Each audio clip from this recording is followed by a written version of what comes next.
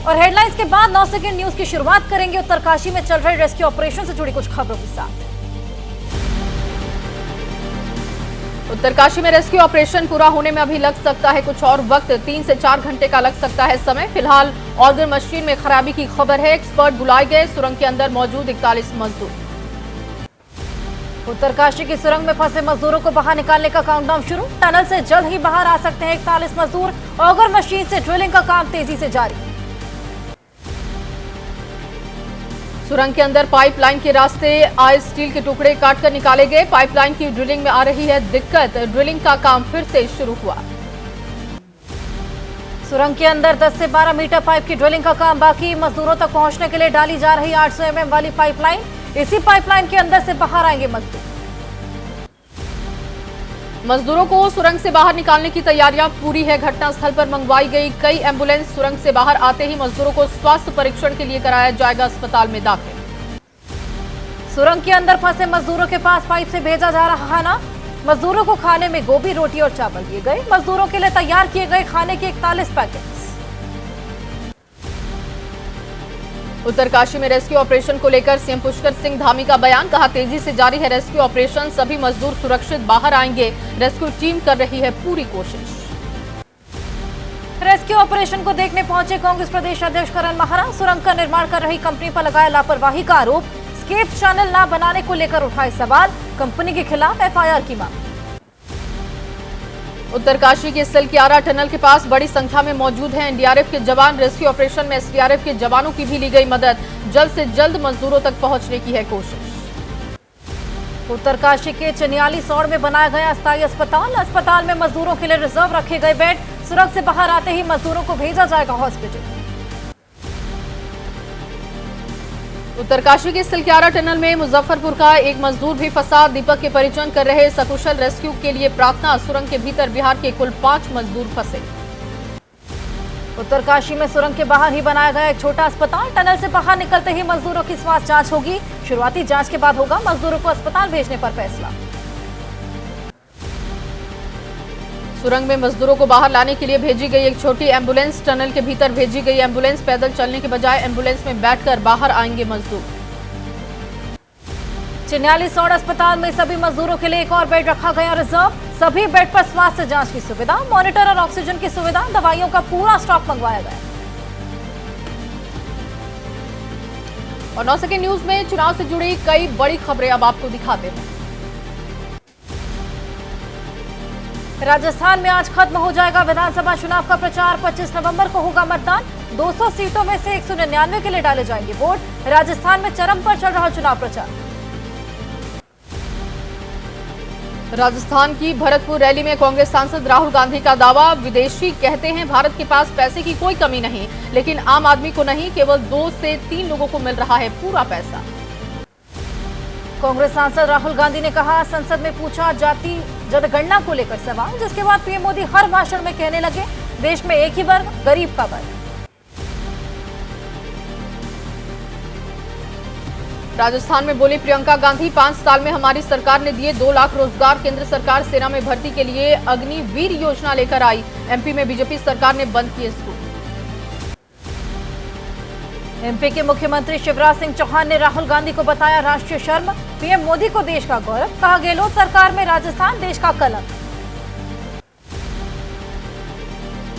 राजस्थान में पीएम मोदी ने कांग्रेस के घोषणा पत्र को बताया गुमराह पत्र। कहा, बीजेपी सरकार ने 5 साल में 13.5 करोड़ से अधिक लोगों को गरीबी से बाहर निकाला। राजस्थान के मुख्यमंत्री अशोक गहलोत का एक्स पर पोस्ट लिखा, कांग्रेस की गारंटी के खिलाफ बीजेपी गई चुनाव आयोग। जनता के हक की बात का विरोध करती है बीजेपी। बीजेपी पर जमकर बरसे मुख्यमंत्री अशोक गहलोत। कहा, आर्थिक अपराधी के लिए है ईडी आईटी, लेकिन 9 साल से एजेंसियों को काम करना, केवल सरकार गिराना और बनवाना। जांच एजेंसियां सरकार के कब्जे में है। अमित शाह का सीएम गहलोत पर तुष्टीकरण का आरोप। कहा, राजस्थान को गहलोत ने कांग्रेस का एटीएम बना दिया। गहलोत के लोग खा रहे लोगों के खून पसीने की कमाई। बीजेपी अध्यक्ष जेपी नड्डा ने एबीपी न्यूज पर कहा, गहलोत सरकार का जाना और बीजेपी को लाना राजस्थान की जनता का मन है। पीएम मोदी की जन कल्याणकारी योजनाओं से आम आदमी को पहुंचा है लाभ। राजस्थान में कांग्रेस नेता सलमान खुर्शीद ने कहा, गहलोत सरकार की योजनाओं से जनता को मिला फायदा। राम सिर्फ बीजेपी के नहीं है, वो पूरे हिंद के हैं। कांग्रेस नेता राजीव शुक्ला का दावा, राजस्थान में फिर बनेगी कांग्रेस की सरकार। हमने एमपी, छत्तीसगढ़ और राजस्थान में वादे पूरे किए। कांग्रेस के साथ है जनता का समर्थन। केंद्रीय मंत्री फग्गन सिंह कुलस्ते का दावा, भुवनेश्वर में कहा, एमपी में फिर बनेगी बीजेपी सरकार। गरीबों और महिलाओं पर गहलोत सरकार ने ध्यान नहीं दिया। राजस्थान के चूरू में गरजे यूपी के सीएम योगी, गहलोत सरकार पर साधा निशाना। कहा, गहलोत के नेतृत्व में भ्रष्टाचार के लिए जाना जाता है राजस्थान। जन विश्वास खो चुकी है कांग्रेस की सरकार। एजेएल और यंग इंडियन की संपत्ति जब्त करने का मामला, कांग्रेस नेता नाना पटोले ने कहा, कार्यकर्ताओं के पैसे से बनी संपत्ति। बीजेपी दिखाना चाहती है गांधी परिवार की है संपत्ति। शिवसेना उद्धव गुट के नेता संजय राउत ने पूछा, क्यों नहीं जब्त होती बीजेपी और चुनाव प्रचार करने वालों की संपत्ति। नेशनल हेराल्ड एक अखबार, इसकी संपत्ति जब्त करना राजनीतिक मामला है। तेलंगाना में कांग्रेस अध्यक्ष खड़गे का बयान, नेहरू जी ने निकाला था जो अखबार, पीएम मोदी ने जब्त की उससे जुड़ी संपत्ति। एक ही है पीएम मोदी और केसीआर। कांग्रेस नेता रणदीप सुरजेवाला ने कहा, बीजेपी बीआरएस गठजोड़ से तेलंगाना को 65 लाख नौकरियों का नुकसान हुआ। तेलंगाना में खाली है शिक्षकों के 20,000 पद, सरकार नहीं दे रही कोई ध्यान। एआईएमआईएम नेता असदुद्दीन ओवैसी का दावा, तेलंगाना में नहीं होता कोई दंगा। हमने हिंदू मुसलमान में सौहार्द बनाए रखा, हर हाल में बनाए रखा, राज्य में अमन चैन। पुलिस अधिकारियों को धमकाने के आरोपों में घिरे एआईएमआईएम नेता अकबरुद्दीन ओवैसी, कहा, मैं नहीं पुलिस अधिकारी था गलत, मेरे पास थी जरूरी इजाजत, चुनाव आयोग करे मामले की पूरी जांच। एआईएमआईएम नेता अकबरुद्दीन ओवैसी पर रैली के दौरान पुलिस अधिकारी को धमकाने का आरोप। असम के ही सीएम हेमंत बिस्वा शर्मा ने कहा, ऐसा असम में होता तो पुलिस तुरंत हिसाब कर देती। अकबरुद्दीन ओवैसी पर बीजेपी का निशाना, बीजेपी नेता गौरव भाटिया ने कहा, कानून से ऊपर कोई नहीं, अगर वर्दी अपना काम करने लगेगी तो सारी हेकड़ी निकल जाएगी। तेलंगाना बीजेपी अध्यक्ष जी किशन रेड्डी ने कहा, तेलंगाना में अगर बनी बीजेपी सरकार तो ओबीसी वर्ग से बनाएंगे मुख्यमंत्री। राज्य में नहीं बना ओबीसी वर्ग से कोई भी मुख्यमंत्री। बीजेपी नेता येदुरप्पा का बयान, चुनावी राज्यों में कर्नाटक मॉडल ही कांग्रेस का चुनावी मॉडल है। कर्नाटक सरकार गारंटी पूरी करने में फेल हुई, जनता से नहीं निभाए वादे।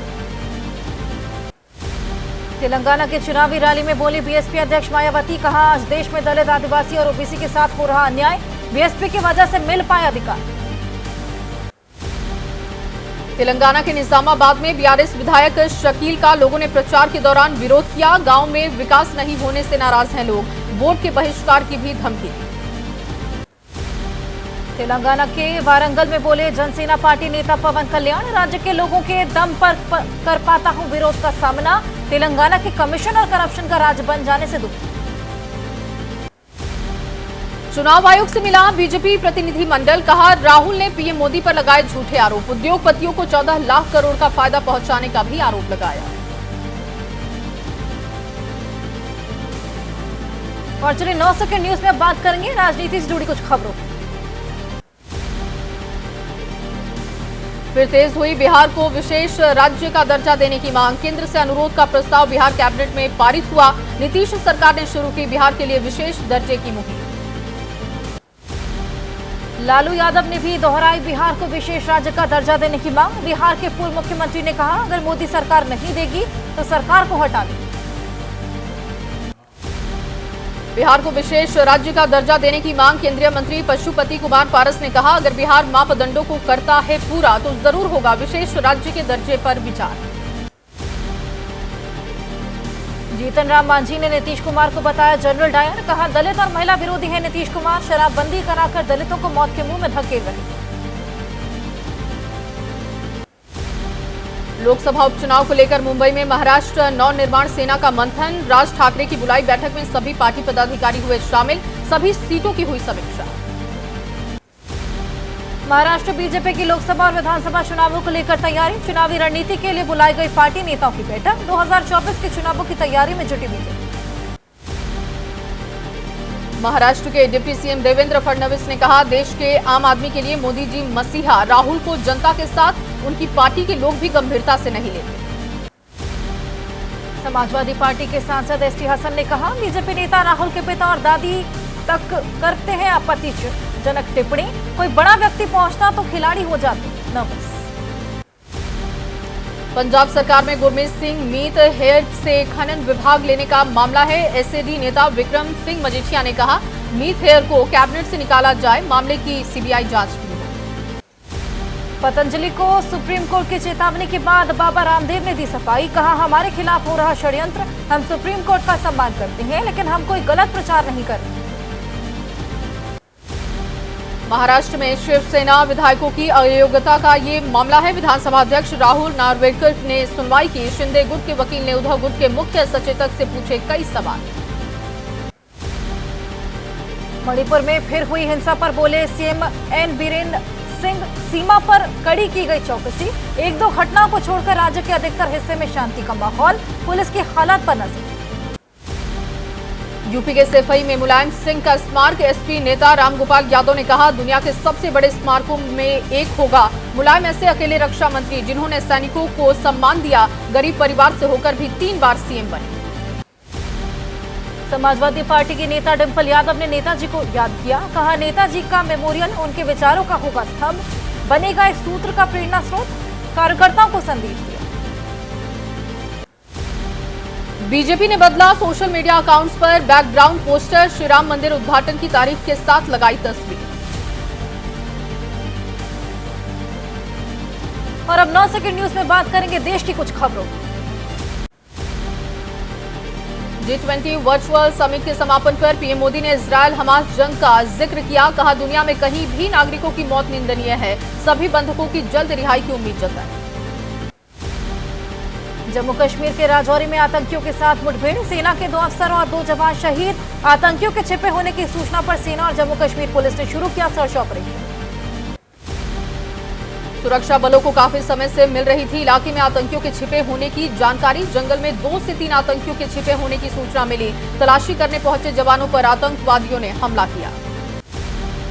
यौन उत्पीड़न मामले में ब्रिजभूषण शरण सिंह कोर्ट में हुए पेश। ब्रिजभूषण के वकील ने अपनी लिखित दलील कोर्ट में जमा कराई। पहलवानों ने वकील ने लिखित दलील के लिए समय भी मांगा। 28 नवंबर को मामले की अगली सुनवाई होगी।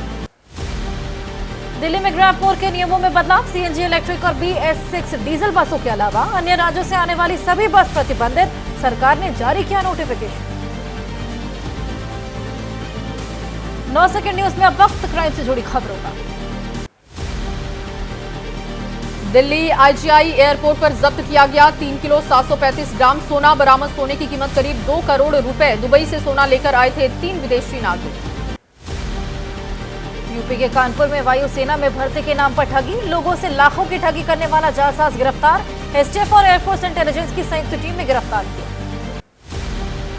कानपुर में गिरफ्तार किए गए शख्स से पूछताछ किया गया, जिसमें चौंकाने वाले खुलासे हुए। आरोपी के पास मिला एयरफोर्स का फर्जी आईडी कार्ड। कई और फर्जी दस्तावेज भी बरामद। आरोपी से पूछताछ जारी।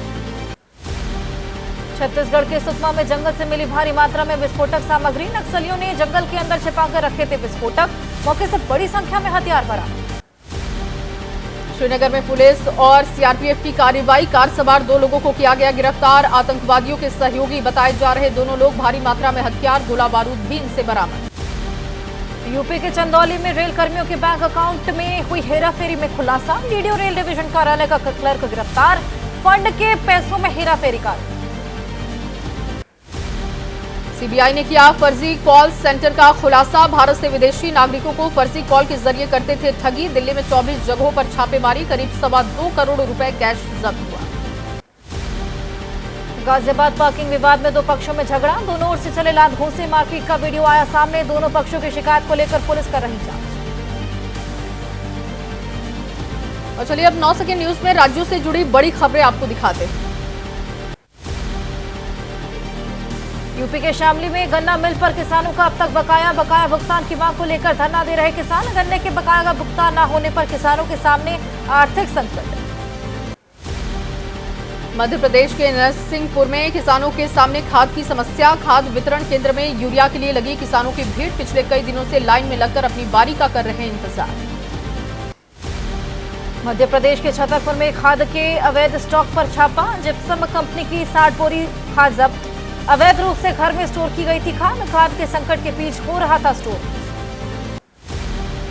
मध्य प्रदेश के सीहोर जिले में खाद को लेकर मारामारी, किसानों को नहीं मिल पा रहा खाद। सीएम शिवराज के जिले सीहोर में खाद के लिए किसान परेशान, खाद की किल्लत के चलते खेती में हो रही परेशानी। इटावा की नई मंडी में आग लगने से मचा हड़कंप, फायर ब्रिगेड की 3 गाड़ियों ने आग पर काबू पाया। फलों की दुकानों में लगी आग, करीब 1 दर्जन दुकानें जलकर खाक हुई। आग लगने की वजह से दुकानों में रखा लाखों का सामान जलकर खाक हुआ। व्यापारियों का आरोप, जानकारी के बाद भी काफी देर से मौके पर पहुंची थी फायर ब्रिगेड की टीम। नुकसान का आकलन कर रहा प्रशासन। पुणे में रेस्टोरेंट के अंदर लगी भीषण आग, एग्जॉस्ट ब्लोअर में आग लगने से हड़कंप की स्थिति। मॉल से सुरक्षित बाहर निकाले गए करीब 5000 लोग। प्रयागराज में अवैध कब्जा धारकों के खिलाफ विकास प्राधिकरण की बड़ी कार्रवाई। प्रयागराज विकास प्राधिकरण ने अवैध प्लॉटिंग को ध्वस्त किया। कार्रवाई से कब्जा धारकों में मचा हड़कंप। पुरानी पेंशन बहाली को लेकर दिल्ली में भारतीय मजदूर संघ का प्रदर्शन, जंतर मंतर पर धरना दिया। नई पेंशन स्कीम खत्म करने को, गारंटेड पेंशन स्कीम लागू करने की मांग को लेकर धरने पर बैठे श्रमिक। नागालैंड में हॉर्नबिल महोत्सव की तैयारियां, 1 से 10 दिसंबर के बीच होना है हॉर्नबिल महोत्सव का आयोजन। महोत्सव की तैयारियों को लेकर बैठक हुई, अधिकारियों को निर्देश दिए। प्रयागराज में दीपदान महायज्ञ और कालिंदी महोत्सव का आयोजन, देवथान एकादशी की पूर्व संध्या पर किया गया आयोजन। 1.25 लाख दीप जलाए गए, मां यमुना की भव्य आरती उतारी गई। अयोध्या में कड़ी सुरक्षा के बीच 5 कोसी परिक्रमा जारी। भगवान राम के महल के शास्त्रीय सीमा की परिक्रमा आज शाम 7:15 बजे होगी खत्म। रामनाथ संकीर्तन के साथ परिक्रमा कर रहे श्रद्धालु। और 9 सेकेंड न्यूज के आखिर में विदेश और खेल से जुड़ी खबरें आपको दिखाते हैं। भारत और ऑस्ट्रेलिया के बीच आज से होगी T20 सीरीज की शुरुआत। सीरीज में खेलते नजर आएंगे युवा खिलाड़ी। सीनियर खिलाड़ियों को दिया गया आराम। सूर्य कुमार यादव की कप्तानी में कंगारू से भिड़ेगी युवा टीम। क्रिकेट वर्ल्ड कप के समापन के बाद अपने घर पहुंचे शमी ने अपनी मां के साथ साझा की तस्वीर। विश्व कप के फाइनल के दिन खराब हो गई थी शमी की मां की तबीयत, शमी को बधाई देने वालों का तांता लगा। और चलिए इसी बीच एक बड़ी खबर आपको बता दें, हैदराबाद के तेलंगाना में करोड़ों का कैश जब्त हुआ है। पुलिस ने कार से ये 2 करोड़ का कैश जब्त किया है, बरामद किया है। पुलिस ने 5 लोगों को हिरासत में ले लिया है और आगे की जांच पड़ताल शुरू कर दी है। तो आपको बताएं कि एक गाड़ी पुलिस ने पकड़ी जिसमें 2 करोड़ कैश मिला है। 2 करोड़ का कैश तेलंगाना में जब्त किया गया है। तो बड़ी खबर आपको दे रहे हैं तेलंगाना से। हैदराबाद के तेलंगाना में करोड़ों का कैश जब्त किया गया है। पुलिस ने कार से बरामद किया 2 करोड़ का कैश। पुलिस ने 5 लोगों को हिरासत में लिया है। कैश का इस्तेमाल कहां होना था, कहां जा रहा था ये कैश, किसका है, ये तमाम चीजें अब इसकी जानकारी जुटाई जा रही है। इसको लेकर जांच फिलहाल जारी है। तस्वीरें आपको दिखा रहे हैं। जिस वक्त पुलिस को ये कामयाबी मिली उस वक्त की तस्वीरें आपके सामने हमने रखी है। हैदराबाद के तेलंगाना में करोड़ों का कैश पुलिस ने गाड़ी से बरामद किया है। इसकी जानकारी अब तक नहीं मिल पाई है। जो पुख्ता दस्तावेज हैं उसकी जानकारी नहीं दी जा सकी है, जिसके बाद कैश को जब्त किया गया है। और इस पूरे मामले में आपको बता दें कि 5 लोग हिरासत में लिए जा चुके हैं, जिनसे जानकारी और ज्यादा जुटाई जा रही है। 2 करोड़ का ये कैश आप देख रहे हैं कि किस तरीके से झोले में भरकर इस कैश को ले जाया जा रहा था कार से। उसी वक्त पुलिस ने इस कार को पकड़ा और उसके बाद 2 करोड़ के कैश को जब्त किया, 5 लोगों को हिरासत में लिया।